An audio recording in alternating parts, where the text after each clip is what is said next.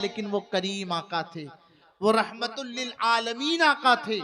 जब वो फातिह बनकर, बादशाह बनकर अपने हजारों सहाबा के साथ खाने काबा में दाखिल हुए, मक्का शरीफ में दाखिल हुए, हुजूर ने जिसे चाहा माफ किया। अबू सुफियान भी तो इस्लाम लाने से पहले हुजूर के साथ कितनी जंगे की, हुजूर के सामने कहां नहीं खड़े रहे, लेकिन मेरे सरकार ने उन्हें भी माफ किया और सहाबियत का दर्जा मिला। हिंदा जिसने मेरे आका के चचा का कलेजा चबाया था, वो हिंदा को भी मेरे आका ने माफ किया और फिर उन्हें भी सहाबियत का दर्जा मिला। जो इस्लाम ले आए, जब अल्लाह उन्हें माफ कर दे, वो इस्लाम, जिस तरह इंसान तौबा करने के बाद ऐसा हो जाता है जैसे अभी माँ के पेट से पैदा हुआ हो, तो बंदा जब इस्लाम ले आए तो उसके माजी को नहीं देखा जाता। बहरहाल हुजूर ने जिसे चाहा माफ किया। सफर के महीने में एक जात है जिनका नाम खालिद बिन वलीद रदी अल्लाह ताला अन्हु है। इनका विसाल होता है इसी सफर के महीने में। खालिद बिन वलीद रदी अल्लाह ताला अन्हु वो जात हैं जिन्होंने इस्लाम कबूल करने के बाद 125 जंगें लड़ी और अल्लाह ने 125 जंगों में आपको फतह अता फरमाई। और ये किसकी वजह से? हुजूर ने दुआ फरमाई थी, बल्कि सैफुल्लाह कहा। खालिद बिन वलीद है ना, इस्लाम नहीं लाए थे, मुसलमान नहीं हुए। मेरे सरकार ने ऐलाने नबूवत फरमाया और हुजूर मक्का में ऐलाने नबूवत के बाद 13 साल रहे और फिर आप वहां से हिजरत फरमाते हैं, मदीना शरीफ गए, 10 बरस वहां रहे। कुल मिलाते हैं तो 23 बरस का ये अरसा है। 20 बरस तक, 20 बरस खालिद बिन वलीद रदी अल्लाह ताला अन्हु हुजूर के मुकाबले में आते रहे। बल्कि ओहद की जो जंग है ना, जिसमें मुसलमानों का बड़ा नुकसान हुआ, अल्लाह अकबर, यही वो जंग है जिसमें मेरे आका के अजीज चचा जनाबे हमजा रदी अल्लाह ताला अन्हु का कलेजा चबाया गया। यही वो जंग है जिसमें मुसलमानों को बड़ा नुकसान हुआ। ये जंग में नुकसान हुआ और काफिरों की तरफ से, काफिरों की फौज की जो सिपह सालारी कर रहे थे वो खालिद बिन वलीद थे। अल्लाह अकबर, हमेशा हुजूर के सामने खड़े रहे। बल्कि हुजूर को खालिद बिन वलीद की वजह से नमाज खौफ पढ़नी हुई। नमाज खौफ हुजूर ने अदा की। मेरे सरकार अपने सहाबा के साथ निकल रहे थे ना, तो खालिद बिन वलीद खड़े थे तलवार लेकर। मेरे सरकार ने देखा, आगे बढ़े। गालिबन वो जोहर की नमाज का वक्त था, नमाज भी पढ़ना है, अल्लाह की नाफरमानी भी ना हो, उसकी बंदगी भी हो जाए और जान की हिफाजत भी रहे। तो इसके लिए हुजूर ने नमाज खौफ पढ़ी। नमाज खौफ का हुक्म हुआ, यानी मुसलमानों के फौज के 2 हिस्से हो जाते। एक हिस्सा नमाज पढ़ता, पहली रकात पढ़ता, दूसरा हिस्सा दुश्मनों के सामने खड़े रहता। इसको कहते हैं नमाज खौफ। पहले वाले एक रकात मुकम्मल करते, वो पीछे आ जाते। अब ये हिस्सा जो मुसलमानों की अभी तक हिफाजत कर रहा था, अब ये जाएगा, दूसरी रकात पढ़ेगा, वो उठेंगे, फिर ये जाएंगे तीसरी रकात, इस तरह 4 रकात पढ़ी जाती है। इसको नमाज खौफ कहते हैं। खालिद बिन वलीद की वजह से हुजूर ने नमाज खौफ पढ़ी। खालिद बिन वलीद हुजूर को कत्ल करना चाहते थे। वो चाहते थे कि ये मुसलमान सजदे में जाए तो इनकी गर्दनों को उड़ा दिया जाए, लेकिन उस वक्त भी नाकाम रहे। लेकिन जब मेरे आका मदीना शरीफ गए ना, तो फिर मुसलमानों की तादाद बढ़ रही थी, मुसलमानों की तादाद में इजाफा हो रहा था।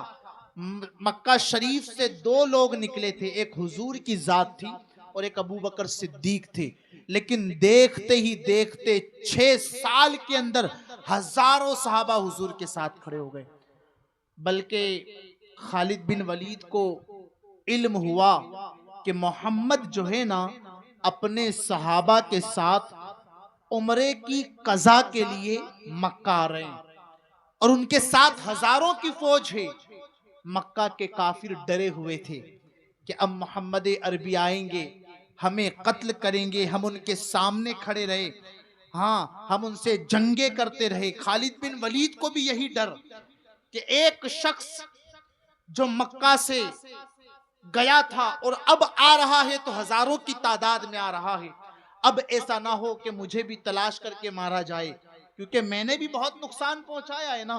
खालिद बिन वलीद भाग गए, खालिद बिन वलीद भाग गए कि मुझे कत्ल कर दिया जाएगा।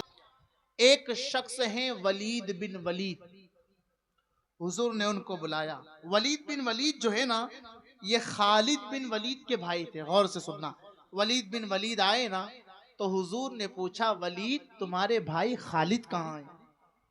वलीद खालिद कहाँ हैं? या रसूल अल्लाह, आज आपकी हुकूमत है, आज आपकी बादशाहत है, आज आप ही सुल्तान हैं।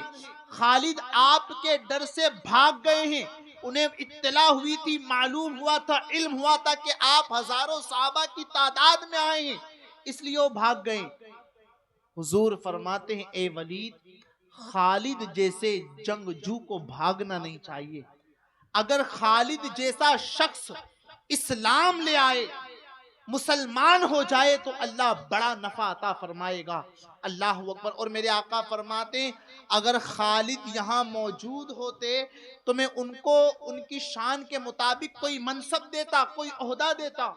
वो तो अल्लाह अकबर हुजूर के सामने खड़े रहते थे और हुजूर ऐसी बात कर रहे हैं। वलीद बिन वलीद ने खालिद बिन वलीद को खत लिख दिया। खालिद बिन वलीद को खत के, हुजूर तुम्हारा जो है, हुजूर तुम्हारी खैरियत पूछ रहे थे। जब खालिद बिन वलीद को खत मिला ना तो हैरत हुई, ताज्जुब हुआ, यार जिसके सामने में हमेशा खड़े रहता था, जिनको कत्ल करने की साजिशें करता था, जिनके साथ मैदानों में कई जंगें हुई, जिनके कई सहाबाओं को मैंने कत्ल किया, वो नबी आखिर ज़मा मेरी खैरियत ले रहे। अल्लाह अकबर। शौक समझे ना कि अल्लाह रब्बुल इज्जत जिसे चाहता है ना हिदायत दे देता है। शौक पैदा हुआ और खालिद बिन वलीद के दिल की दुनिया बदली। सही वक्त आ गया, मक्का शरीफ आए, कई लोगों से कहा चलने के लिए, चलो मदीना चलते हैं। मोहम्मद अरबी मेरी खैरियत पूछ रहे थे, उनसे मुलाकात करते हैं, कोई जाने के लिए तैयार नहीं। एक शख्स हैं उस्मान बिन तलहा, इनसे कहा देखो अब जो है हम तादाद में भी कम हो गए हैं और जो है अल्लाह अकबर, मोहम्मद अरबी के लोगों की, उनके मानने वालों की तादाद भी बढ़ गई है। अगर आज हमने उनकी इत्तिबा ना की, उनके दीन में शामिल ना हुए, उनकी पैरवी ना की, तो फिर हमें जलीलों के पीछे चलना पड़ेगा। हजरत उस्मान बिन तलहा को साथ में लिया और लेकर चले। अल्लाह अकबर। वो खालिद बिन वलीद जिन्होंने महीनों महीनों का सफर किया, 1 महीने 2 महीने 3 महीनों का सफर किया, जंगों का सफर किया, लेकिन वो सफर कट जाता था। लेकिन अब महबूब की गली का सफर है, महबूब के दर का सफर है और दिल में इश्क पैदा हो चुका है, दिल में ईमान पैदा होने वाला है। खालिद बिन वलीद कहते हैं, ये सफर ही मेरा नहीं कट रहा था, महबूब की गलियों में जाने का सफर ही मेरा कट नहीं रहा था। किसी तरह हम मदीना पहुंचे, गुस्ल किया, नहाया, साफ जो है लिबास पहना, असर की नमाज के बाद मस्जिद नबवी शरीफ में पहुंचा। आए है सुभान अल्लाह। मस्जिद नबवी में गए ना तो हुजूर ने खालिद बिन वलीद को देखा, मुस्कुराए, कहा मरहबा मरहबा। सरकार मुस्कुराते मरहबा मरहबा, लेकिन साहबा खड़े हो गए कि खालिद कोई तकलीफ पहुंचाने के लिए तो नहीं आ रहे, हुजूर को नुकसान पहुंचाने के लिए तो नहीं आ रहे। साहबा खड़े हो गए।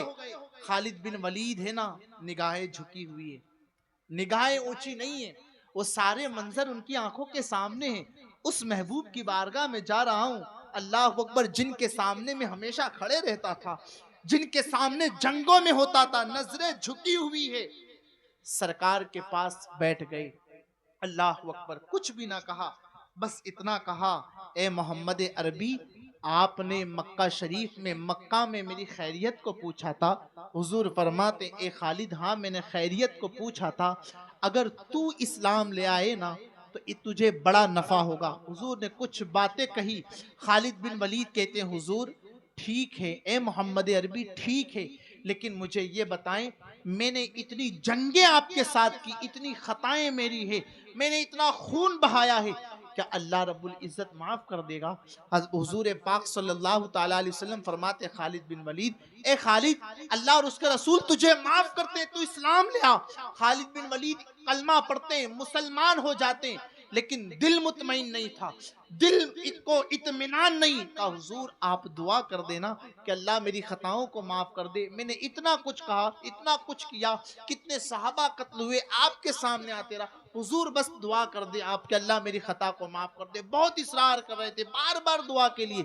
सरकार ने फिर दुआ की, ए मेरे अल्लाह, खालिद बिन वलीद ने जो मुझसे जंगे की या जो इस्लाम के खिलाफ जंगे की, अब इस्लाम पर साबित कदम रखकर वो जंगों का कफारा अदा करने की तौफीक अता फरमा।